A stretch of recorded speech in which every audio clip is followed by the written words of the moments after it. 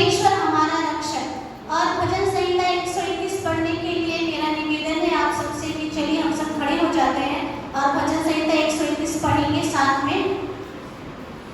हम सब खड़े हो जाते हैं। फैसला। मैं अपनी आंखें पर्वतों की ओर लगाऊंगा, मुझे सहायता कहाँ से मिलेगी? मुझे सहायता यहोवा की ओर से मिलती है जो आकाश और पृथ्वी का करता है। वह तेरे पाँव को डरने ना देगा, तेरा रक्षक कभी ना उठेगा। सुन, इस्राएल का रक्षक ना उठेगा और ना सोएगा। यहोवा तेरा रक्षक है, यहोवा तेरी दाहिनी और तेरी आड़ है। ना तो दिन को धूप से और ना रात को चांदनी से तेरी कुछ हानि होगी। यहोवा सारी विपत्ति से तेरी रक्षा करेगा, वह तेरे प्राण की रक्षा करेगा। यहोवा तेरे आने जाने में तेरी रक्षा अब से लेकर सदा तक करता रहेगा। आमीन। चलिए हम सब बैठ जाते हैं अपने अपने जगह पर। धन्यवाद खड़े होकर वचन पढ़ने के लिए। तो आज हम देखेंगे कि हमें सहायता कहाँ से मिलती है। चलिए एक दूसरे से पूछते हैं, हमें सहायता कहाँ से मिलती है? चलिए अभी एक दूसरे को बोलते हैं, मुझे सहायता यहोवा से मिलती है, मुझे सहायता यहोवा की ओर से मिलती है।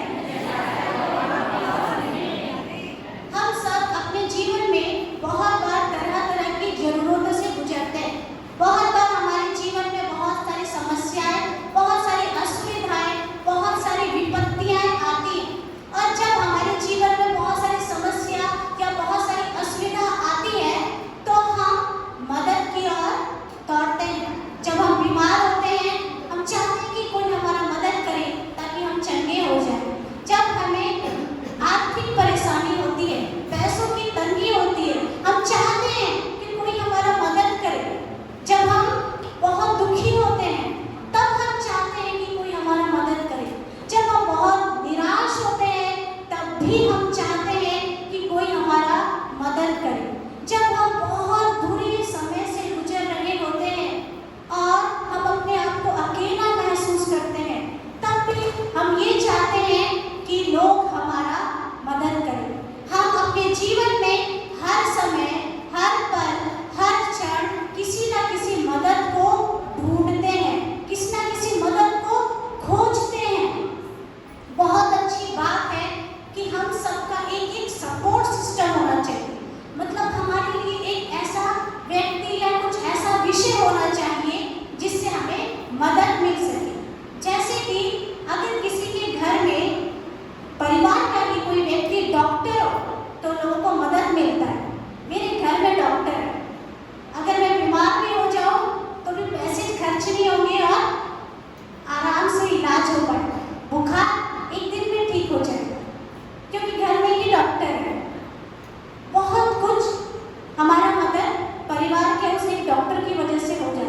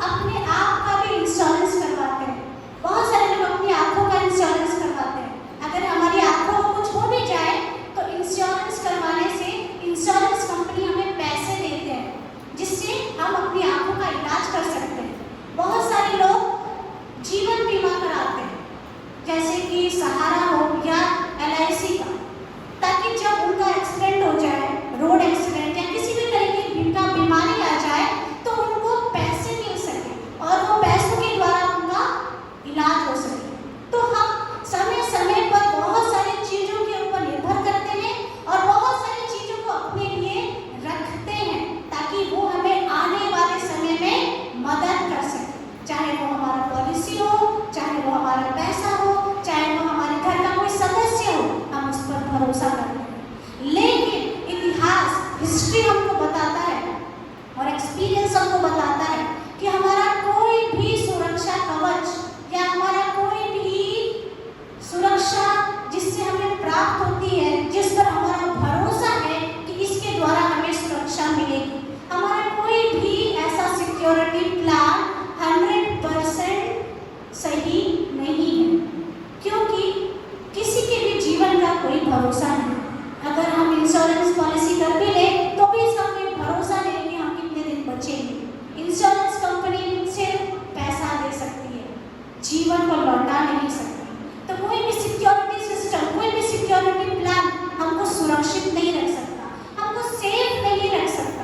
हम सोचते हैं हम ट्रेन से आना जाना करेंगे क्योंकि ट्रेन में एक्सीडेंट कम होता है, लेकिन हमको नहीं पता जिस दिन हम ट्रेन से जा रहे हैं, ट्रैवल कर रहे हैं, उसी दिन ट्रेन का एक्सीडेंट हो जाए तो हम सोचते हैं कि ट्रेन से तो और ज़्यादा सुविधाजनक है, तुरंत 1 घंटे में हम किसी भी स्थान में पहुंच सकते हैं और वो सबसे सेफ भी है, किसी से टकराने का कोई जरिया ही नहीं है। लेकिन हमें नहीं पता कब प्लेन क्रैश हो जाए। अगर जमीन पर एक्सीडेंट होता है तो लोग बचाने भी आएंगे, आपको हॉस्पिटल लेकर जाएंगे। आसमान में एक्सीडेंट होगा तो कोई बचाने वाला नहीं आएगा, नीचे आते तक हम सब जल के राख हो गए। तो तरह तरह के सिक्योरिटी की चीज हम देखते हैं, लेकिन बाइबल हमको बोलता है कि हम जिन सब विषयों पर भरोसा करते हैं, जिन सारे विषयों को हमने सोच रखा है कि मुझे तो सहायता इससे प्राप्त होती है, मुझे तो सहायता मेरे परिवार वालों से प्राप्त होती है, मुझे तो सहायता देने वाला मेरा धन और मेरा संपत्ति है, मुझे तो सहायता देने वाले मेरे भाई या बहन है, मुझे तो सहायता करने वाले मेरे दोस्त है, मुझे तो सहायता करने वाले वो डॉक्टर है। लेकिन बाइबल बोलता है कि हमें सहायता यहोवा की ओर से मिलती है, जो इस संपूर्ण पृथ्वी का, इस संपूर्ण संसार को रचने वाला है, उसका क्रिएटर है। भजन संहिता 46 के 1 में लिखा गया है, 46 के 1 में हम पढ़ेंगे। भजन संहिता 46 का 1 में लिखा गया है, परमेश्वर हमारा शरण स्थान और बल है, संकट में अति सहज से मिलने वाला सहायक। इस कारण हमको कोई भय नहीं, चाहे पृथ्वी उलट जाए और पहाड़ समुद्र के बीच में डाल दिया जाए। Praise the Lord. हमें सहायता यहोवा की ओर से मिलती है। कोई सिक्योरिटी प्लान, कोई भी विषय हमें सहायता नहीं दे सकता, क्योंकि हर एक चीज समाप्त हो जाएगा। लेकिन परमेश्वर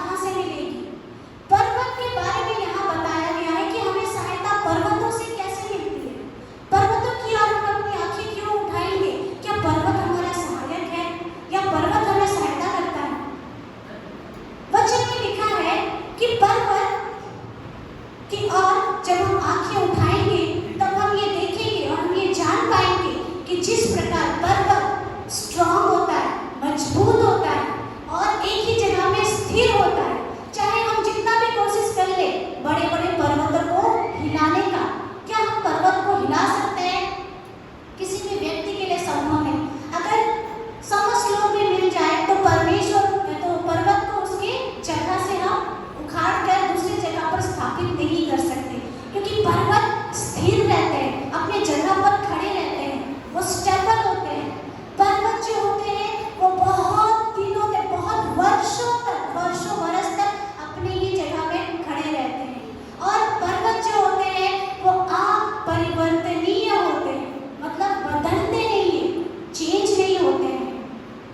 जिस प्रकार पर्वत कभी बदलता नहीं, पर्वत स्थिर रहता है, पर्वत टिका रहता है और पर्वत शक्तिशाली होता है, उसी प्रकार हमारा परमेश्वर भी हमारे लिए स्थिर रहता है। वो हमारे दुख के समय और हमारे सुख के समय भी एक समान रहता है। परमेश्वर कभी बदलता नहीं, परमेश्वर में परिवर्तन नहीं होता। हमारे पाप करने से परमेश्वर अपना मुख हमसे नहीं फेरता और हमारे धर्मी हो जाने से परमेश्वर का अनुग्रह और ज्यादा हम पर प्रकट नहीं होता, क्योंकि बाइबल में लिखा है परमेश्वर हमसे एक समान प्रेम करता है। तो जिस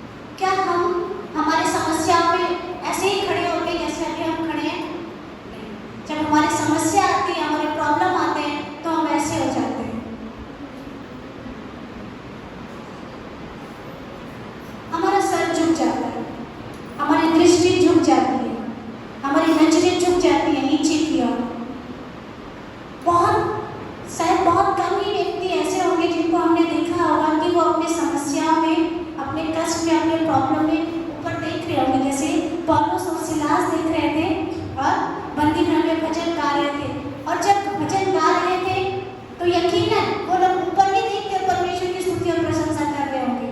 क्योंकि जब लोग डिप्रेस्ड होते हैं, दुखी होते हैं, चिंतित होते हैं, तो कोई ऊपर नहीं देखता। दुखी होने वाला व्यक्ति नीचे ही देखता है। इवन कि छोटा सा बच्चा भी जब दुखी होता है, छोटा सा बच्चा भी जब परेशानी में होता है, वो भी नीचे ही देखता है। और वो जब गुस्सा करता है तो वो भी ऐसे ही करता है ना। हमारे जीवन की चिंताएं, हमारे जीवन की परेशानियां, हमारे जीवन की समस्याएं हमको खींचती है। हमारी सोच को, हमारे विचारों को, हमारी चिंताओं को खींचती है।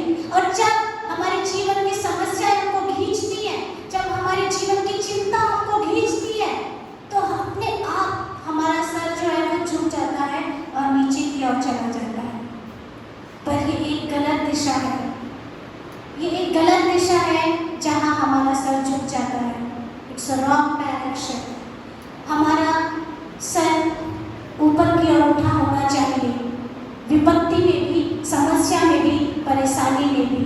क्योंकि जब हमारी परेशानियों से भी और हमारी विपत्तियों में भी, हमारे कष्टों में भी हम अपने सिर को ऊंचा रखेंगे, तो इसका मतलब है कि हम परमेश्वर के वचन पर विश्वास करते हैं। और हम विश्वास करते हैं और हम ये बोलते हैं कि यद्यपि मेरे जीवन का संकट मुझे नीचे खींच रहा है, लेकिन मैं जानता हूँ कि मेरी सहायता यहोवा की आवाज से आती है। यद्यपि मेरे जीवन की परेशानियां मुझे खींच रही है और मैं नीचे की ओर आ जा रहा हूँ, लेकिन फिर भी मुझे विश्वास है कि यहोवा मेरा सहायक है, वो मुझे सहायता देगा। और जब वो मेरी सहायता करेगा, जब वो मेरी ओर दृष्टि करेगा, तो कोई बंधन मुझे खींचने नहीं पाएगा। जब वो अपना हाथ मेरे लिए बढ़ाएगा और जब वो मेरे हाथों को थामेगा, तो मार्ग में आने वाली विपत्ति भी हमसे डरेगी। जब वो हमारे हाथों को पकड़ेगा, तो मार्ग में आने वाले वो संकट, हमारे मार्ग में आने वाली वो समस्याएं सब अपने आप हमारे मार्ग से दूर हो जाएंगे। Praise the Lord। क्योंकि हमारे मार्ग को बनाने वाला परमेश्वर, हमारे मार्ग में हमें चलाने वाला परमेश्वर और हमारे मार्ग में हमें दिशा देने वाला परमेश्वर हमारे साथ है। और हमें सहायता उसी से ही मिलती है, हमें सहायता यहोवा से मिलती है। इसीलिए जरूरी है और हमें जरूरत है कि हमारी समस्याओं में भी, हमारी चिंताओं में भी, हमारी विपत्ति के समय में भी हमें अपना सर नीचे नहीं झुकाना है।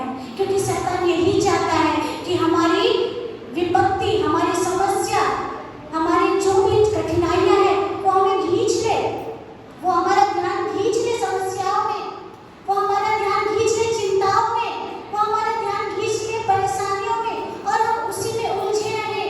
हम दिन भर यही सोचते रहे कि हम किस प्रकार से इस चिंता से बाहर हो, हम किस प्रकार से इस परेशानी से निकले। क्योंकि अगर हम उस चिंता में ही पड़े रहेंगे तो हम परमेश्वर के बारे में सोच नहीं पाएंगे। अगर हम उस चिंता में ही डूबे रहेंगे तो हम परमेश्वर की स्तुति नहीं कर पाएंगे। अगर हम उस परेशानी में ही और उस मुश्किल के जो हमारी विपत्ति है उसी में ही पड़े रहेंगे तो हम परमेश्वर को धन्यवाद नहीं दे पाएंगे। कितने लोग हैं जो विपत्ति के समय भी परमेश्वर को धन्यवाद देते हैं। क्या हमने कभी अपने विपत्ति में परमेश्वर को धन्यवाद दिया है? हम सबके जीवन में किसी न किसी तरीके की विपत्ति कभी ना कभी आई होगी। कोई बीमारी, कोई एक्सीडेंट, किसी भी तरह का फाइनेंशियल प्रॉब्लम हम सब ने अपने जीवन में देखा है। हमारे परिवार के सदस्य को हमने खोया होगा, ये एक विपत्ति है। हमारे घर का कोई अपना हमें छोड़कर चला गया होगा, ये एक विपत्ति है। बहुत सारे लोगों ने हमसे रिश्ता तोड़ दिया होगा, बहुत सारे लोग हमें अकेला छोड़कर चले गए होंगे, ये भी एक विपत्ति है। पर क्या हम अपनी विपत्ति में परमेश्वर को धन्यवाद देते हैं? कोई व्यक्ति अपनी विपत्ति में परमेश्वर को धन्यवाद देने के बारे में नहीं सोचता। क्योंकि जब हम हमारी विपत्ति में होते हैं तो हमारा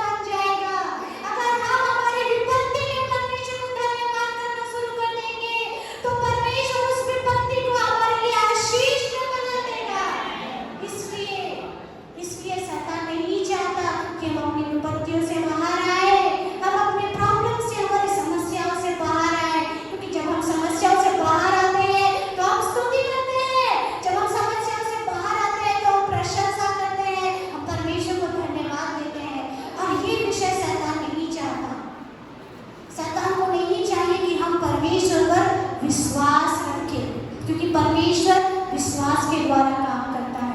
और जब हम परमेश्वर पर विश्वास करके बोलते हैं कि चाहे कोई भी विपत्ति मेरे सम्मुख क्यों ना आ जाए, मुझे सहायता यहोवा से मिलती है और वही मुझे बचाएगा, तब शैतान जान जाता है कि विपत्ति ज्यादा देर रहने वाली नहीं है। इस समस्या को मैं इसके जीवन में ज्यादा देर नहीं रख सकता। इस प्रॉब्लम को, इस समस्या को इसके जीवन में मैंने डाला तो है, लेकिन मैं जान लिया हूँ कि ये समस्या बहुत कम समय के लिए इसके जीवन में है, क्योंकि इसने तो परमेश्वर को धन्यवाद देना शुरू कर दिया। इसने तो परमेश्वर से ये कहना शुरू कर दिया कि परमेश्वर तू मेरा सहायक है और तेरी ही ओर से मुझे सहायता मिलती है। और जब इसने ये विश्वास के द्वारा कहना शुरू कर दिया है, तो जरूर ही परमेश्वर अपने हाथों को बढ़ाकर इसे छुड़ा लेगा और ये मेरे हाथों से निकल जाएगा। इसकी विपत्ति जो मैंने इसके जीवन में डाली है वो समाप्त हो जाएगी, क्योंकि परमेश्वर को इसलिए पुकारा है विश्वास के साथ। इसलिए शैतान डरता है हमारे विश्वास से, जो विश्वास हम परमेश्वर की ओर रखते हैं। इसीलिए वचन में लिखा है कि हमें अपनी आंखें पर्वतों की ओर उठानी है और ये याद रखना है कि वो पर्वतों को बनाने वाला परमेश्वर, वो स्थिर परमेश्वर, वो ना बदलने वाला परमेश्वर, ना टलने वाला परमेश्वर हमारा सहायक है। भले ही हमें लगे कि आज हमें सहायता प्राप्त नहीं हो रही है, भले ही हमें बहुत बार ऐसा लगता है कि आज मुझे वो मदद नहीं मिल रहा है, लेकिन सच मानिए, यकीन मानिए कि परमेश्वर निरंतर कार्य करता है, परमेश्वर हर दिन कार्य करता है। और इसका सबसे अच्छा एग्जाम्पल, सबसे अच्छा उदाहरण यही है कि परमेश्वर हर दिन काम करता है। आप कैसे जानोगे कि परमेश्वर हर दिन काम करता है? अगर हम आज जीवित हैं, मतलब परमेश्वर ने आज काम किया है। अगर आज हम सुरक्षित हैं, अपने पैरों पे खड़े हैं, अपने मुंह से बोल पा रहे हैं, अपने हाथों को उठाकर स्तुति कर पा रहे हैं, तो परमेश्वर ने काम किया है। परमेश्वर हर दिन काम करने वाला परमेश्वर है, परमेश्वर निरंतर काम करने वाला परमेश्वर है, परमेश्वर सहायता देने वाला परमेश्वर है। जरूरत है हमें कि हम अपनी आंखों को उठाएं उस परमेश्वर की ओर, उस परमेश्वर की ओर देखें, क्योंकि वो ही हमें सहायता देता है, उसी के द्वारा हमें सहायता प्राप्त होती है। हम जितना सोचते हैं उससे बड़ा परमेश्वर हमारे लिए कार्य करता है। हम जितना सोचते हैं उससे बढ़कर परमेश्वर हमारे लिए काम करता है, क्योंकि वचन में लिखा है उसी के नीचे दूसरे वर्ष में कि मुझे सहायता यहोवा की ओर से मिलती है जो आकाश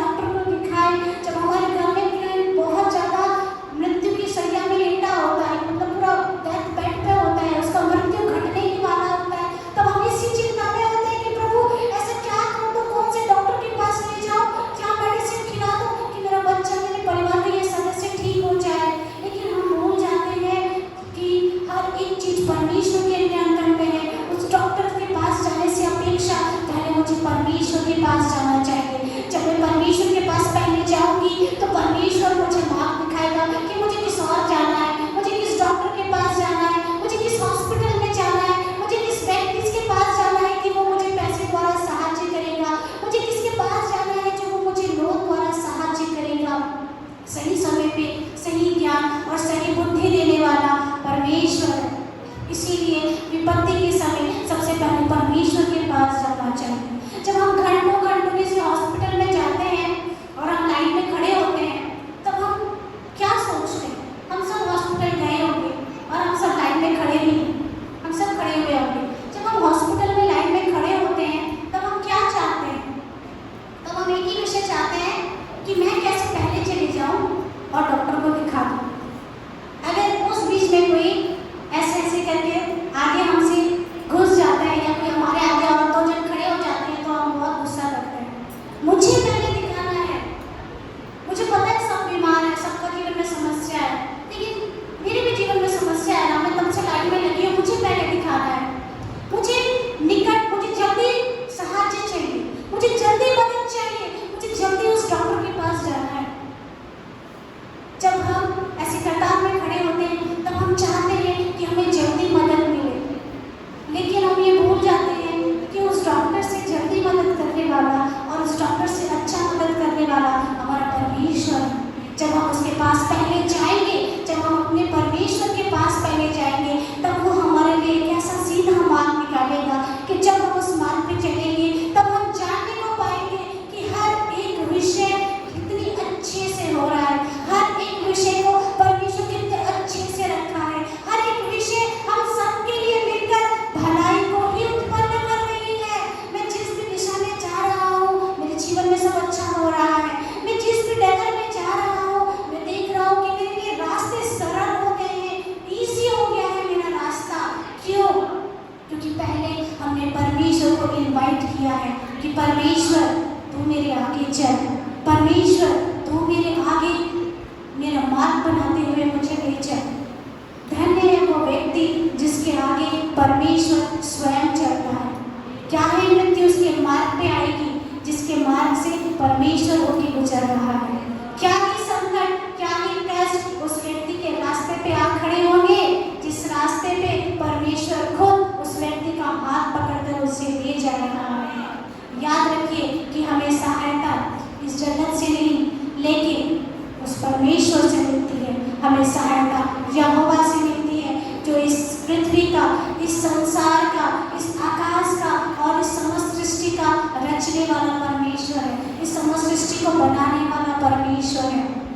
हम देखते हैं पुराने नियम में कि जब इजरायली जा रहे थे तब परमेश्वर उनके संग संग था।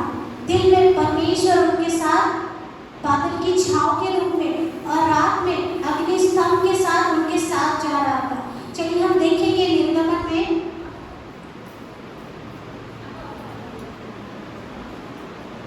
निर्गमन निकाल लेंगे हम। निर्गमन में देखिए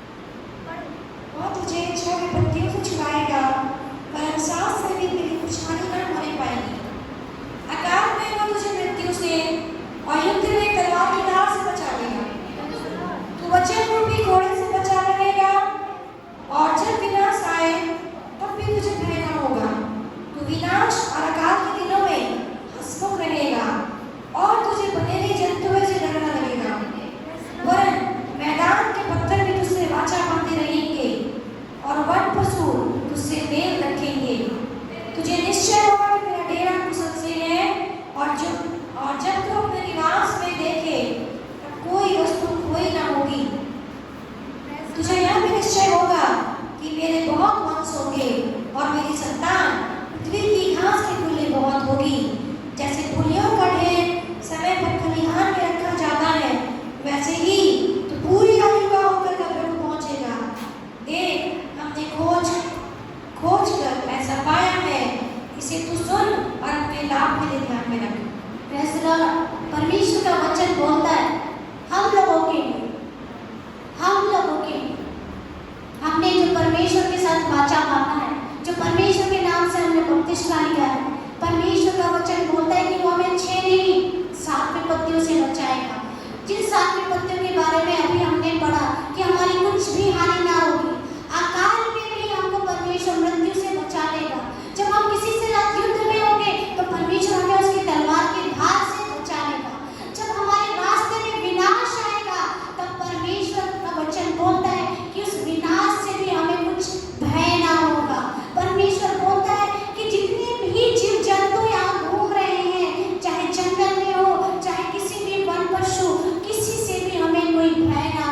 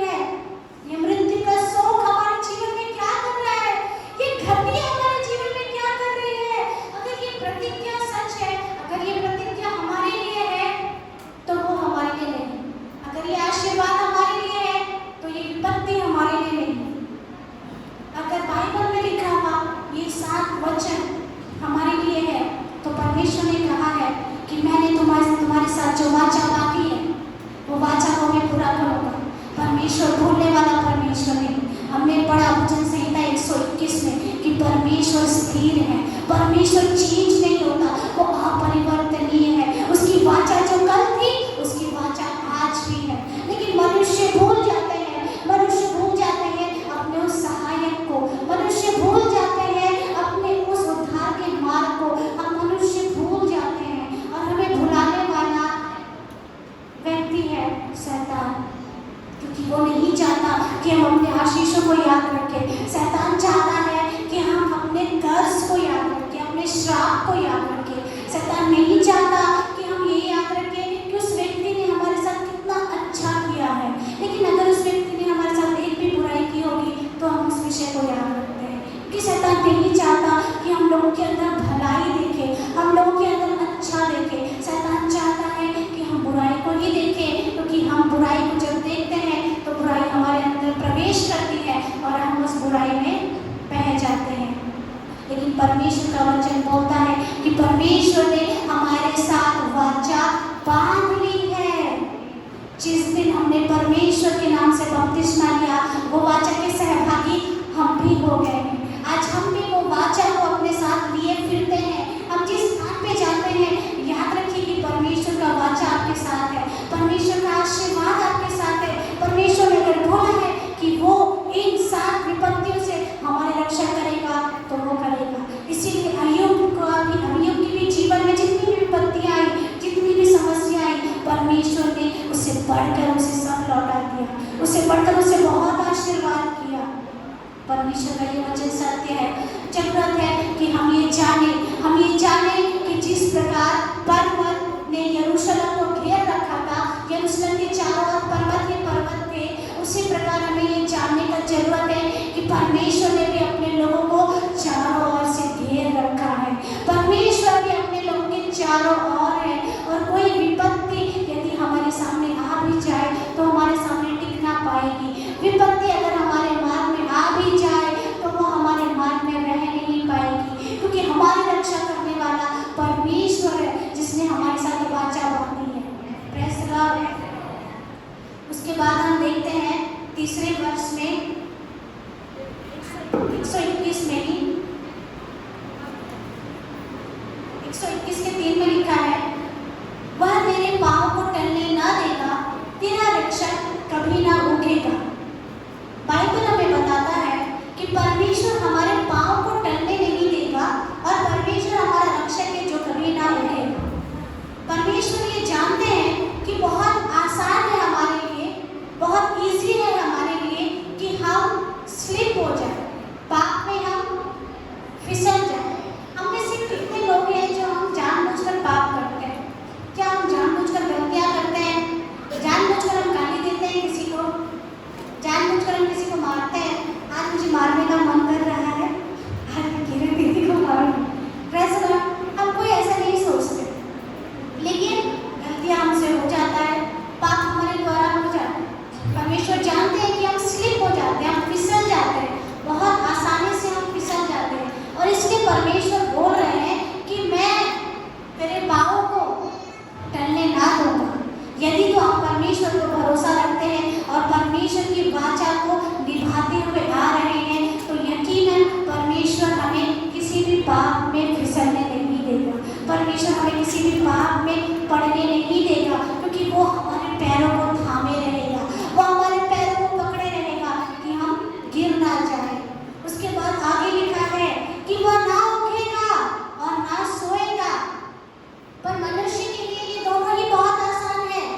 मनुष्य बहुत आसानी से स्लिप भी हो जाता है और बहुत आसानी से स्लिप भी हो जाता है ना?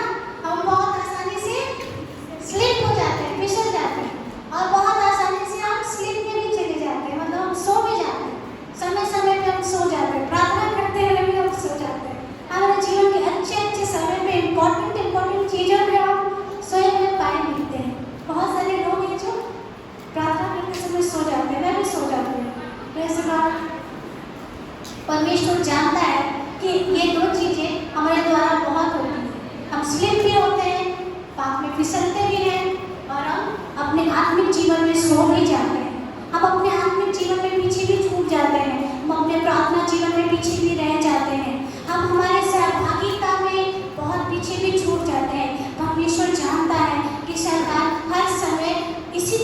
इसी ताक में रहता है कि वो किस प्रकार हमें पाप में फिसला दे या किस प्रकार हमें सुला दे, क्योंकि यही दोनों परिस्थिति में हम पाप करेंगे। या तो हम फिसल जाएंगे और हम पाप करेंगे, या तो फिर हम सो जाएंगे और हमारे द्वारा कुछ गलती या पाप हो जाएंगे। तो परमेश्वर जानता है कि शैतान कितना चतुर है और शैतान किस तरह से हमें परेशान करने के लिए और मेरे जीवन में समस्या लाने के लिए हर एक कोशिश करता है। इसलिए परमेश्वर ये बोलता है कि तू डिस्करेज मत हो, तू निराश मत हो, क्योंकि सुन, 4 में लिखा है, सुन इस्राएल का रक्षक, जो कि आज हमारा भी रक्षक है, क्योंकि परमेश्वर ने हमारे साथ भी वाचा बांधी है।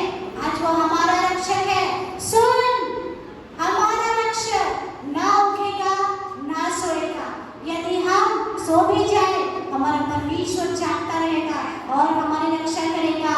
यदि हमें नींद भी आ जाए, हम थक भी जाए, हम परेशान भी हो जाए हमारी समस्याओं से, हम निराश भी हो जाए हमारे जीवन की चिंताओं में, तो भी परमेश्वर ना थकने वाला है और ना सोने वाला है, क्योंकि परमेश्वर ने बोला, सुन इस्राएल का परमेश्वर, यानी हमारा परमेश्वर हमारे सो जाने के बाद भी जानता है कि वो हमारी रक्षा कर सके। तब भी जब हम सो रहे होते हैं, वो हमारी रक्षा कर सके। तब भी जब हम फिसल जाते हैं और पाप में गिर जाते हैं, परमेश्वर सामर्थ्य है हमें हर एक समय उठाकर खड़े करने के लिए। लेकिन क्या हम तैयार हैं उस परमेश्वर के साथ खड़े होने के लिए? जब परमेश्वर अपने हाथों को अमल में बढ़ाता है, मेरे भाई और बहनों, जरूरत है कि हम ये जान जाए, हम ये मान ले कि हमारे द्वारा जो गलती और पाप हुआ है, परमेश्वर अपने हाथों को बढ़ा रहा है कि हम खड़े हो जाए।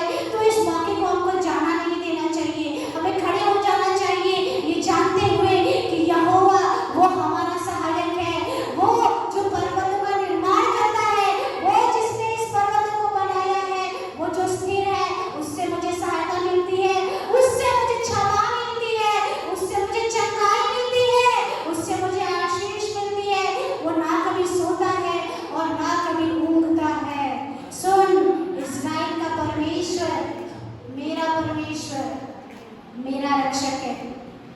चलिए हम सब बोलते हैं, मेरा परमेश्वर मेरा रक्षक है, वो ना भूखेगा और ना सोएगा। Praise God। इसके आगे 5 में लिखा है, यहोवा तेरा रक्षक है, यहोवा तेरी दाहिने हाथ में तेरी आड़ है। Praise God। हम इस वर्ष के बारे में, इस लाइन के बारे में इतना जानते हैं कि परमेश्वर हमारे दाहिने हाथ में हमारी आड़ है। दाहिना हाथ मतलब जिस हाथ से हम खाना खाते हैं, उस हाथ को दाहिना हाथ बोलते हैं, राइट है। बाइबल में बताया गया है कि दाहिना हाथ विजय को दर्शाता है, विजय को। इसीलिए लिखा गया है कि यहोवा हमारी दाहिने हाथ में हमारी आड़ है, मतलब परमेश्वर हमको विजय देगा। लेकिन आज हम एक और नया चीज देखेंगे कि परमेश्वर किस प्रकार हमारे दाहिने हाथ पर हमारी आड़ है। पुराने समय में जब लोग युद्ध करने जाते थे, लड़ाई करने जाते थे, तो वो क्या लेकर जाते थे? पुराने समय में जब लोग लड़ाई करने जाते थे, राजा लोग, तो वो क्या लेकर जाते थे अपने साथ? तलवार लेते थे। और वो तलवार किस हाथ में पकड़ते थे? राइट हैंड में पकड़ते थे। और लेफ्ट हैंड में क्या होता था? गोल वाले को क्या बोलते हैं हिंदी में? ढाल। ठीक है, शॉर्ट और सीध इंग्लिश में, और हिंदी में तलवार और ढाल। तो जब कोई योद्धा, कोई सैनिक या कोई राजा युद्ध करने जाता था, तो सीधे हाथ में वो तलवार पकड़ता था और उल्टे हाथ में वो उस ढाल को पकड़ता था। अब ढाल क्यों पकड़ता था, क्या आप जानते हैं? ढाल क्यों पकड़ते हैं? अपने बचाव के लिए, ताकि जब दूसरे का तलवार हमारे ऊपर पड़े तो हम अपना ढाल को ऐसे दिखा सके जहाँ तलवार का वार आ रहा है और हम वहां से बच जाए, है ना? तो ढाल हमारी रक्षा के लिए था, और हम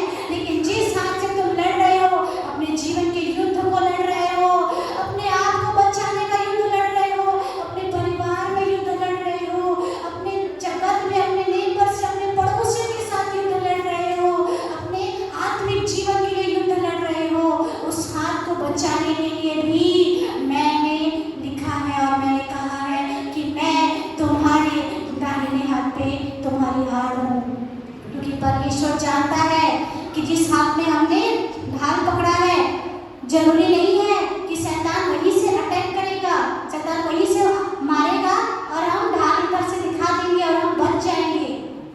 परमेश्वर जानता है कि शैतान कहीं से भी वार कर सकता है, इसीलिए परमेश्वर ने कहा है कि वो हमारे दाहिने हाथ पर भी आड़ है। जरूरी नहीं है कि समस्याएं, विपत्ति, प्रॉब्लम्स हमेशा इधर से आएंगी। समस्याएं, असुविधाएं, तकलीफ इधर से भी आ सकती है। हमें नहीं पता कि कब किस दिशा से कौन सी समस्या आ जाए, हमें नहीं पता कब किस दिशा से कौन सी विपत्ति आ जाए, हमें नहीं पता कब कहाँ से कौन सी बीमारी आ जाए, लेकिन हमें पता है कि परमेश्वर हमारे दाहिने हाथ पे हमारी आड़ है। Praise the Lord।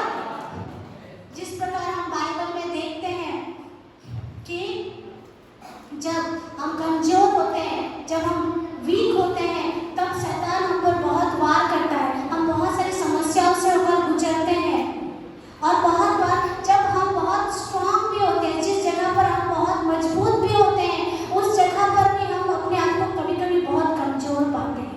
मान लीजिए कि हम अपने रिश्तों में बहुत स्ट्रांग हैं, हमारे घर में सब अच्छा है, हमारे घर में सभी सदस्य अच्छे से हैं, लेकिन कभी कभी ऐसा भी होता है कि हमारे ही परिवार के किसी सदस्य पर कोई प्रॉब्लम, कोई विपत्ति या कोई मुसीबत आ जाती है ना। तो एक समय पे जो हमारे लिए मजबूत है, दूसरे समय पे वो हमारे लिए एक कमजोरी बन जाता है। जिस प्रकार बाइबल में हम देखते हैं कि एलिया के विषय में लिखा गया है कि एलिया एक बहुत बड़ा भविष्यवक्ता था और उसके साहस के बारे में सब लोग जानते थे और उसने बाल के पुजारियों के साथ भी युद्ध किया था, है ना। और आकाश से अग्नि प्रकट हुई थी और समस्त लोगों ने उस दिन परमेश्वर की महिमा देखा था। और वही एलिया के जीवन में हम ये भी पाते हैं कि जिस स्थान में, जिस विश्वास में वो इतना मजबूत था, इतना स्ट्रांग था, जितना साहसी था कि इतने सारे बाल के पुजारियों के आगे वो खड़ा हो गया, वही एलिया के बारे में हम देखते हैं एक राजा 18 में कि वो जजबल के कारण डर के भाग भी गया था, छिप भी गया था। तो बहुत बार हमें नहीं पता है कि प्रॉब्लम, समस्याएं, विपत्ति हमारे जीवन में कहाँ से आएंगी। हो सकता है हम सोच रहे हैं कि जहाँ हम सबसे ज्यादा मजबूत है वहीं से समस्या आ जाए। हम सोच सकते हैं कि हमारा जॉब तो बहुत अच्छा है, कुछ भी असुविधा नहीं है, परमेश्वर से धन्यवाद, इतना अच्छा जॉब दिया मुझे, पैसे का कमी नहीं है, छुट्टी का कमी नहीं है, सब बढ़िया है। लेकिन हम नहीं पता हमें कि कब हमारे जॉब में समस्या उत्पन्न हो जाए। हम सोच रहे हैं कि परमेश्वर क्या अच्छा घर दिया तूने मुझे, कहीं से पानी नहीं गिरता, एकदम मस्त है, सब अच्छा है, लेकिन हमको नहीं पता कि कब कहाँ से समस्या आ जाए, कब हमारा घर टूट जाए या कब हमारे घर में विपत्ति आ जाए या हमारे लोगों के ऊपर विपत्ति आ जाए। लेकिन हम ये जानते हैं कि परमेश्वर का वचन बोलता है कि परमेश्वर समस्या के समय अति सहज से मिलने वाला सहायक है। अति सहज परमेश्वर ने बोला है, बहुत ही सहज तरीके से हम परमेश्वर का मदद पा सकते हैं, लेकिन हम परमेश्वर का मदद लेना नहीं चाहते हैं। क्यों? क्योंकि हम ये सोचते हैं कि हमारा मदद तो वो इंसान है, हमारा मदद तो वो पैसे है, हमारा मदद तो वो डॉक्टर है, और हम भूल जाते हैं कि वो हमारा मदद के विषय नहीं, वो तो सिर्फ वो साधन है जिसके द्वारा मदद आता है। लेकिन सही मायने में मदद कर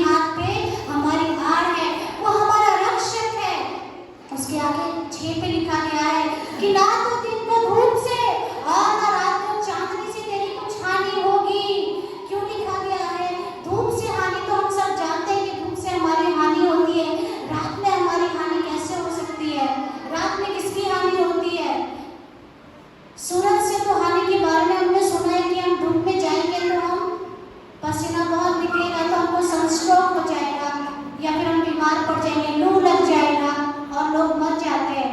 लेकिन चंद्रमा से, रात में चांद से किसको क्या खतरा हो सकता है? आपने कभी सुना है, कभी सोचा है इस बारे में कि ऐसा क्यों लिखा है कि रात में चंद्रमा भी हमारा हानि नहीं करेंगे? क्या कभी चंद्रमा ने किसी का हानि किया है? Praise the Lord. ये इसलिए लिखा गया है कि पुराने समय में जब इजरायली युद्ध करते थे और दिन भर और रात भर वो पहरा देते थे, तो जिस प्रकार दिन भर पहरा देते देते धूप में उनको लू लगता था और धूप की रोशनी से वे बीमार पड़ जाते थे, उसी प्रकार रात भर भी पहरा देते देते वैसे ही मून स्ट्रोक होता है। मतलब चंद्रमा की किरणों के द्वारा भी शरीर को बहुत अफेक्ट होता है। अगर हम हमेशा चंद्रमा के सामने रहें, अगर हम रात रात भर चंद्रमा के सामने, चांद के सामने खड़े रहें और हम रात में ना सोए और चांद के सामने खड़े रहें, तो हमारा शरीर भी रेस्टलेस हो जाएगा, हमारे शरीर को विश्राम नहीं मिलेगा और तब हमारा शरीर भी खराब होने लगेगा। और इसलिए परमेश्वर ने कहा है कि ना तो दिन में सूर्य से तेरी कुछ हानि होगी और यदि तू रात भर भी जागे तो भी चंद्रमा तेरी कुछ हानि ना करेगा, क्योंकि मैं समस्त विपत्तियों से तेरी रक्षा करूंगा। चाहे दुश्मन, चाहे शत्रु किस भी ओर से क्यों ना आ जाए, चाहे वो तेरी दाहिनी ओर से क्यों ना आ जाए, चाहे वो किस ओर से क्यों ना आ जाए, जिस तरफ से तू सबसे ज्यादा कमजोर है, तो भी तू ना डरना, क्योंकि सुन, इस्राएल का परमेश्वर तेरा रक्षक है। सुन, यहोवा तेरा सहायक है। सुन, यहोवा तेरा सहायकारी परमेश्वर है। सुन हे इस्राएल, यहोवा तिसहत से मिलने वाला सहायक है। सुन हे इस्राएल, यहोवा तानी कटवर्ती परमेश्वर है। सुन हे इस्राएल, यहोवा की ओर देख, उन पर्वतों की ओर देख और उन पर्वतों की ओर दृष्टि कर और ये जान ले कि जिस प्रकार इस पर्वतों को बनाने वाला परमेश्वर स्थिर है, उस प्रकार परमेश्वर की करुणा हमारे जीवन में स्थिर है। जिस प्रकार इस समस्त पृथ्वी को बनाने वाला परमेश्वर अपरिवर्तनीय है, उसकी दया, उसका प्रेम और उसकी करुणा भी हमारे जीवन में अपरिवर्तनीय है। Praise the Lord. उसके आगे हम देखते हैं, लिखा है 7 में, यहोवा सारी विपत्ति से तेरी रक्षा करेगा, वह तेरे प्राण की रक्षा करेगा। यहोवा तेरे आने जाने में तेरी रक्षा अब से लेकर सदा तक करेगा। हम मनुष्य अपने जीवन की चिंता करते हैं कि हम आज क्या खाएंगे, हम आज किस प्रकार अपने जीवन का गुजारा करेंगे, हम कल किस प्रकार से अपना फ्यूचर को देखते हैं, कल हमारे जीवन में क्या होगा, किस किस तरह की समस्याएं आएंगी। लेकिन परमेश्वर का वचन बोलता है कि परमेश्वर अब से लेकर सदा तक, सदा तक, कब तक? सदा तक। परमेश्वर हमारा सहायता कब तक करेगा? सदा तक। परमेश्वर हमारे लिए कब तक लड़ेगा? परमेश्वर हमसे कब तक प्रेम करेगा? परमेश्वर कब तक हमें क्षमा करेगा? परमेश्वर कब तक हम पर अपना अनुग्रह बरसाएगा? परमेश्वर कब तक हमारी ओर दृष्टि करता रहेगा? परमेश्वर कब तक अपनी प्रतिज्ञा को हमारे लिए पूरी करेगा? सदा तक। क्योंकि हमें नहीं पता हम कब मर जाए, लेकिन परमेश्वर की प्रतिज्ञाएं सदा तक है।